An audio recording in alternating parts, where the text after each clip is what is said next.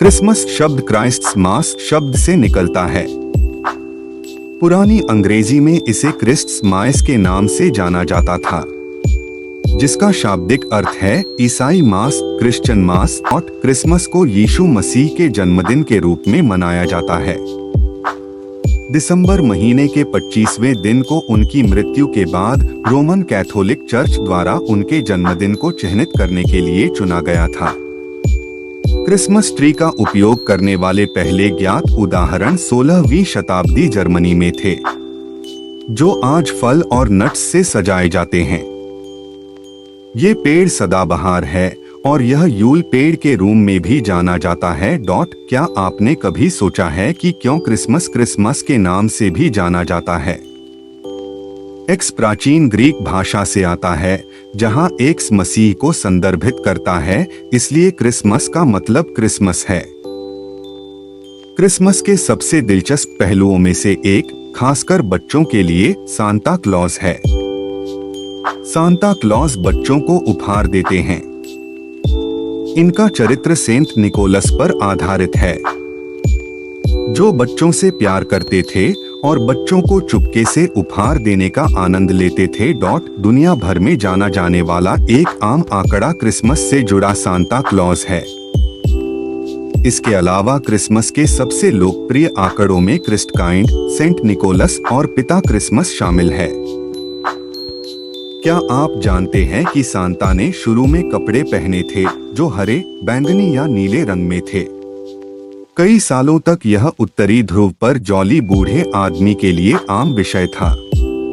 हालांकि Coca Cola ने उन्हें अपने ब्रांड से मेल खाने वाले रंगों में तैयार करने का फैसला किया और अब वे हमेशा लाल कपड़े में हैं। आपने रुडोल्फ लाल नाक हिरण के बारे में सुना होगा। अकेले रुडोल्फ के लिए सांता के स्लेज को खींचना असंभव है, क्योंकि यह दुनिया के हर बच्चे के लिए उपहार से भरा हुआ होता है। इसलिए उसकी मदद करने के लिए 8 अन्य रेंडियर है। क्रिसमस पुष्प यीशु के मुकुट का प्रतिनिधित्व करता है। लाल जामुन, रेड बेरीज, यीशु के खून का प्रतीक है। हरे रंग को जीवन का प्रतीक माना जाता है। क्या आपने कभी सोचा है कि लोग समूह में कैरोल गायन करते हुए दरवाजे से दरवाजे क्यों जाते हैं?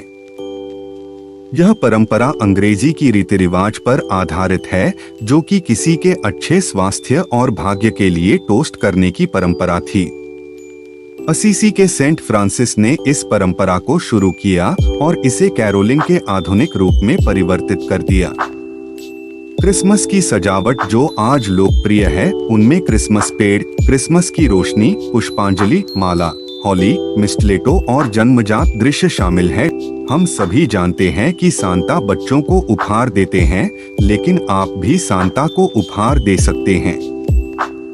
वे उपहार तो नहीं लेते हैं, लेकिन वह दुनिया भर में अपनी यात्रा के दौरान खुद को मजबूत रखने के लिए कुकीज और दूध के लिए थोड़ा सा आंशिक है। क्रिसमस की पूर्व संध्या पर सांता के सभी घरों का दौरा करने के लिए उन्हें हर सेकंड में 822 घरों का दौरा करना होगा। क्रिसमस के सबसे अच्छे हिस्सों में से एक क्रिसमस केक हर जगह मशहूर है।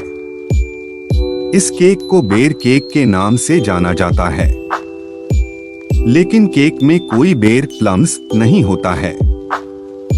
किशमिश मध्ययुगीन काल में प्लम के रूप में जाना जाता था और 3 बुद्धिमान पुरुषों की यात्रा के समान सामग्रियों को पूर्वी से पश्चिम दिशा में उकसाया जाता है।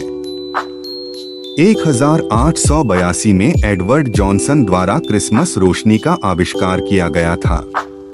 क्रिसमस ट्री का पहला सबूत एक पुस्तिका से है, जो 1570 तक की तारीख है।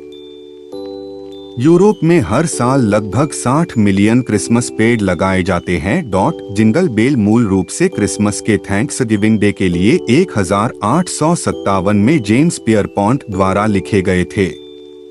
इसे मूल रूप से 1 हॉर्स ओपन स्ले कहा जाता था। दुनिया का सबसे लंबा स्नोमैन 113 फीट लंबा था, जिसे मैने में बनाया गया था। 1950 में दुनिया का सबसे बड़ा क्रिसमस पेड़ वाशिंगटन मॉल में रखा गया था, जो 221 फीट ऊंचा था।